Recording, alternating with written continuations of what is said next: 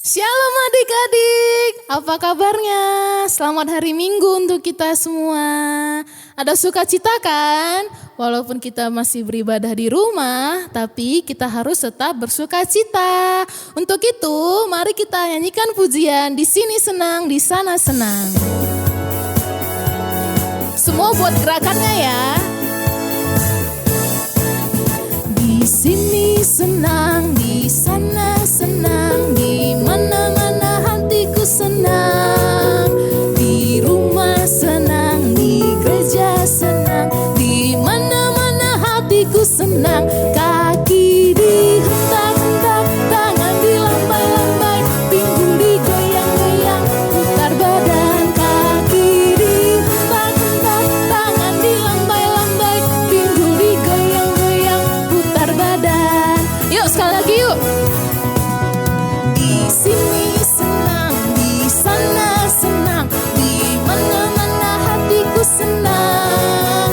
Di rumah senang, di gereja senang, di mana-mana hatiku senang. Kaki dihentak-hentak, tangan dilambai-lambai, pinggul digoyang-goyang, putar badan. Kaki dihentak-hentak, tangan dilambai-lambai, pinggul digoyang-goyang, putar badan. Kita masih terus memuji Tuhan, kita nyanyikan lagu dalam nama Yesus. Semua masih bersukacita kan? Dalam nama Yesus, dalam nama Yesus ada kemenangan.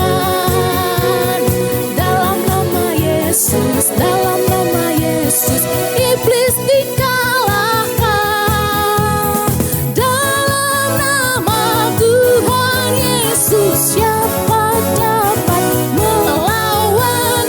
Dalam nama Tuhan Yesus ada kemenangan. Sekali lagi ya. Dalam nama Yesus, dalam nama Yesus ada kemenangan. Dalam nama Yesus, dalam nama Yesus iblis dikalahkan. Dalam nama Tuhan Yesus siapa dapat melawan? Dalam nama Tuhan Yesus ada kemenangan.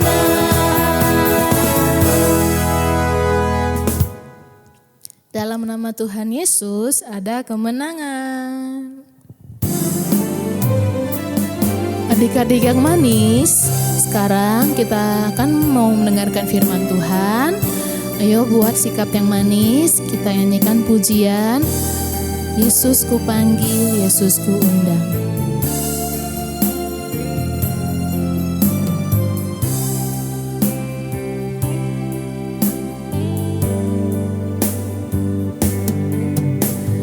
Yesus ku panggil, Yesus ku undang, masuk dalam hatiku. Yesus ku panggil, Yesus ku undang, masuk dalam hatiku. Memimpin, menuntun setiap langkah hidupku, sucikan, kuduskan semua dosaku. Sekali lagi kita nyanyikan lagu ini. Yesus ku panggil, Yesus ku undang, masuk dalam hatiku. Yesus ku panggil, Yesus ku undang, masuk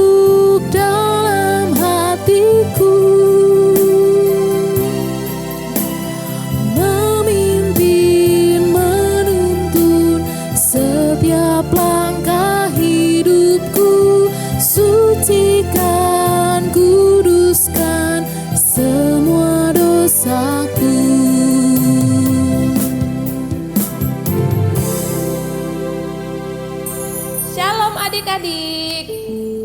Apa kabarnya? Tante harap hari ini semua dalam keadaan sehat, sukacita dan semangat. Baiklah, kita akan mendengarkan firman Tuhan. Sebelumnya kita akan berdoa. Mari semua adik-adik, anak-anak Tuhan yang hebat, lipat tangannya, tutup matanya dan tundukkan kepala. Tidak ada lagi yang melirik ke kanan ke kiri ya. Pastikan kalian dalam sikap doa. Mari kita sama-sama berdoa.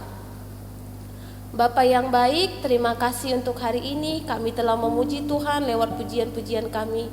Kami sungguh tetap merasakan hadirat Tuhan. Walaupun kami berada di rumah, tapi kami mau terus belajar kebenaran firman-Mu. Dan hari ini kami akan kembali mendengarkan cerita firman Tuhan. Tolonglah setiap kami untuk boleh mengerti, memahami firman Tuhan dengan bahasa yang sederhana. Tuhan tolong, dan Roh Kudus-Mu yang memberikan pengertian yang benar, sehingga setiap anak-anak-Mu yang ada di rumah masing-masing boleh mengerti kebenaran firman-Mu hari ini. Terima kasih Tuhan. Dalam nama Yesus kami mengundang Engkau masuk ke dalam hati dan pikiran kami masing-masing. Sama-sama kita katakan amin.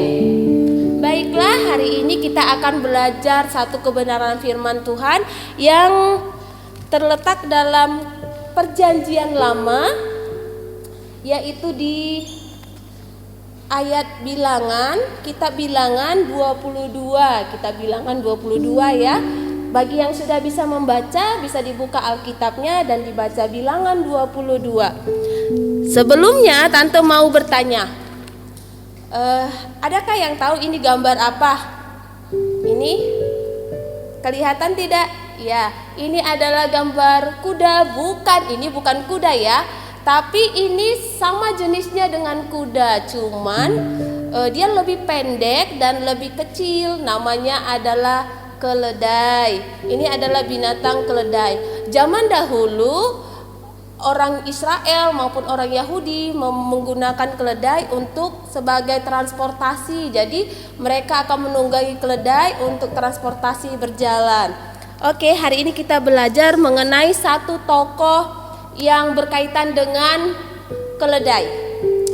Tante mau bertanya, apakah keledai ini bisa berbicara? Pasti dia bisa bersuara seperti suara keledai lainnya. Tetapi hari ini kita berbicara mengenai keledai yang ajaib. Dia bisa berbicara. Kenapa ya kira-kira dia bisa berbicara? Baik, kalau penasaran, mari kita akan mendengarkan cerita firman Tuhan. Pada suatu hari, ini adalah Raja Balak. Raja Balak adalah raja orang Moab. Jadi Raja Balak ini adalah raja orang Moab. Dia mendengar bahwa ada suatu kawanan, ada suatu bangsa yang sangat besar akan masuk ke dalam daerah mereka. Dia merasa panik dan dia merasa ketakutan karena dia telah mendengar kedahsyatan bangsa ini. Katanya bangsa ini adalah bangsa yang sangat diberkati oleh Tuhan. Oke, siapakah bangsa yang diberkati oleh Tuhan itu? Bangsa yang diberkati oleh Tuhan itu adalah bangsa Israel. Baik, Raja Balak ini dia merasa terganggu karena bangsa Israel, bangsa yang besar itu akan masuk ke dalam wilayahnya. Kemudian dia berencana dia akan memanggil seorang yang bernama Bileam. Bileam ini dia bisa dia dibilang orang pandai ya zaman dahulu. Dia bisa mengutuk suatu bangsa. Dan kalau dia mengutuk itu artinya kalau dia bilang kamu jadi batu, nanti dia bisa jadi batu. Jadi Bileam ini bisa mengutuk segala sesuatu. Jadi Raja Moab ini, Balak Raja Moab berkata kepada Bileam, Bileam, aku mau kamu pergi untuk mengutuk suatu kawanan bangsa yang akan masuk ke wilayahku, katanya. Kutuklah mereka, katanya gitu. Terus Bileam bilang, oh berapa bayarannya? Raja Balak berjanji akan memberikan bayaran yang sangat besar kepada Bileam apabila Bileam setuju untuk mengutuk bangsa itu. Kemudian Bileam pergi bersama dengan keledainya. Ini dia keledainya. Kelihatan tidak gambarnya? Ya, keledainya. Bileam pergi bersama pasukan-pasukan yang lain. Dia ingin mengutuk bangsa itu. Dalam perjalanan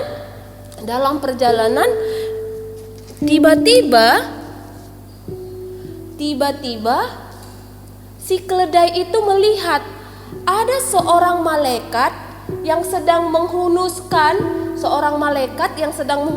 pedang yang sangat tajam ke arah mereka.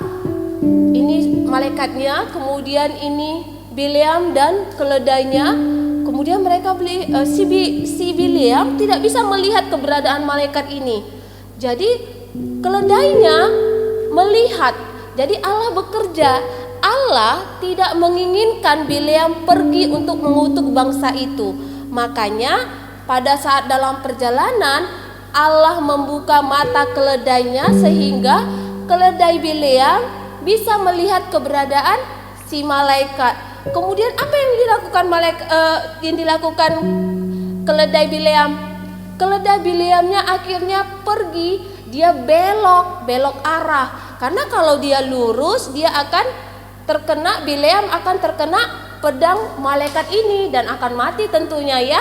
Jadi apa yang dilakukan keledainya? Keledainya bisa melihat bahwa ada malaikat yang sedang menghunuskan sebuah pedang yang tajam. Kemudian keledainya langsung berbelok. Apa yang dilakukan si Bileam? Si Bileam tidak melihat bahwasanya ada malaikat di situ. Kemudian si Bileamnya marah. Dia marah kepada keledainya dan dia memukul keledainya.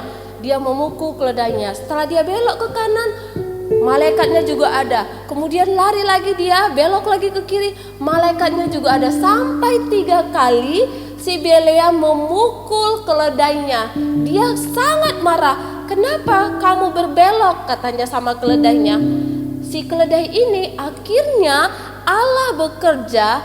Allah membuka mata Bileam dan membuat mulut keledai berbicara. Tiba-tiba ada seekor keledai, atau tiba-tiba binatang peliharaan kalian, misalnya kucing, tiba-tiba bukan mengeong-ngeong dia. Tiba-tiba dia berbicara, "Hai, apa kabar?" katanya. Pasti kita terkejut kan? Dan itulah yang terjadi kepada Bileam. Tiba-tiba Allah membuka mulut keledainya, kemudian keledainya itu bisa berbicara kepada Bileam. Apa yang dikatakan keledainya kepada Bileam? "Kenapa engkau memukul aku? Bukankah selama ini aku bersama-sama dengan engkau dan aku tidak pernah mengecewakan engkau?" katanya kepada Bileam. Kemudian Bileam bilang, "Ya, kenapa kamu jalannya salah? Kamu membawaku kepada jalan yang salah. Kalau ada pedang tadi sama saya akan membunuh engkau," katanya sama keledainya. Tiba-tiba Allah bekerja. Allah membuka mata Bileam. Kemudian Bileam melihat ternyata di depan mereka ada seorang malaikat sedang menghunuskan pedangnya dan siap untuk membunuh Bileam. Akhirnya Bileam ini tadi merasa bersalah. Dia tadi sudah menyalahkan keledainya. Akhirnya dia berterima kasih kepada keledainya. Kalau tidak karena keledainya, mungkin Bileam sudah mati kena pedang yang dihunuskan oleh malaikat yang disuruh Allah.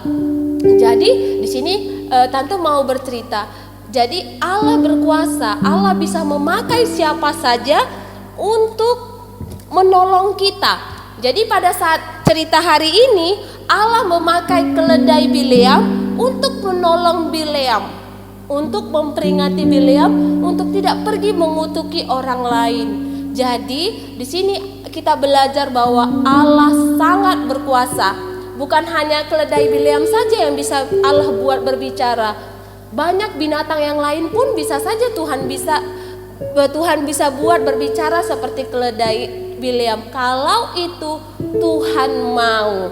Jadi hari ini kita belajar bagaimana cara Allah menolong anak-anaknya. Bisa melalui binatang, bisa melalui benda mati, bisa melalui alam, bisa banyak hal. Jadi banyak cara Allah untuk menolong kita anak-anaknya. Baiklah, itulah kebenaran firman Tuhan.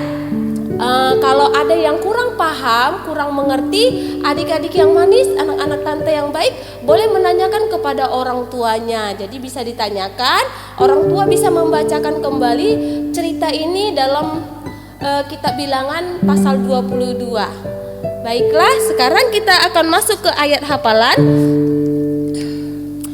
Ayat hafalannya dengar ya, bagi yang sudah baca buka Alkitabnya. Mazmur 119 ayat 18, kita buka dulu. Mazmur 119 ayat 18.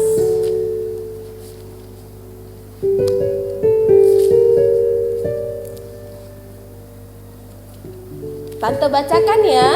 Singkapkanlah mataku supaya aku memandang keajaiban-keajaiban dari Tauratmu. Singkapkanlah mataku supaya aku memandang keajaiban-keajaiban dari Tauratmu. Sudah bisa? Baik, kita mulai. Kita coba latihan untuk ayat hafalannya. Nanti seperti biasa ayat hafalannya divideokan ya anak-anak. Baik, Mazmur 119 ayat 18. Oke, kita ulang. Mazmur 119 ayat 18. Singkapkanlah mataku supaya aku dapat memandang keajaiban-keajaiban-Mu. Sudah, kita ulang ya. Mazmur 119 ayat 18. Singkapkanlah mataku supaya aku memandang keajaiban-keajaiban Taurat-Mu. Sudah bisa?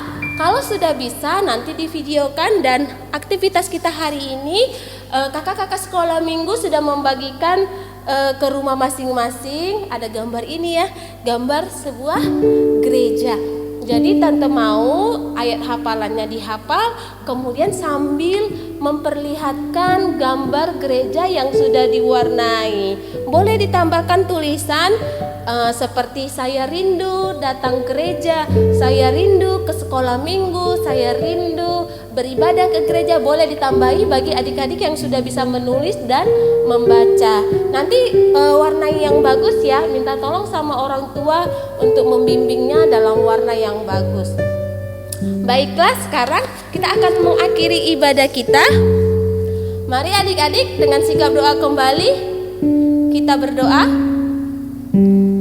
Bapa yang baik, terima kasih untuk hari ini, terima kasih untuk firman-Mu. Kami sungguh bersyukur untuk kebenaran firman-Mu. Hari ini kami belajar bagaimana cara Allah dapat menolong setiap anak-anak-Mu dengan cara yang luar biasa. Bahkan hewan atau binatang sekalipun bisa Tuhan pakai untuk menolong dan memperingati kami. Terima kasih ya Tuhan, biarlah melalui firman-Mu anak-anak boleh diberkati dan mereka boleh melihat keajaiban Tuhan dan boleh melihat bahwa Allah yang mereka sembah adalah Allah yang luar biasa yang bisa melakukan segala hal dalam kehidupan mereka. Berkatilah anak-anak-Mu yang ada di rumah masing-masing, berkati dalam kesehatan, berkati dalam pendidikan walaupun dilakukan di rumah, bersekolah dari rumah. Biarlah hikmat Tuhan menolong mengerjakan setiap tugas-tugas sekolah. Berkati kedua orang tua dalam pekerjaan dan juga setiap usaha orang tua. Tuhan jadikan berhasil sehingga setiap kebutuhan anak-anak-Mu di tempat ini boleh terpenuhi dengan baik. Bapa yang baik, terima kasih. Kami akan mengakhiri ibadah kami hari ini. Biarlah berkat Tuhan menjadi bagian dalam kehidupan setiap anak-anak-Mu di rumah mereka masing-masing. Terima kasih Bapa. Inilah doa kami dalam nama anak-Mu Yesus Kristus. Kami berdoa dan mengucap syukur. Kita bernyanyi, Bapa terima kasih. Bapa terima kasih.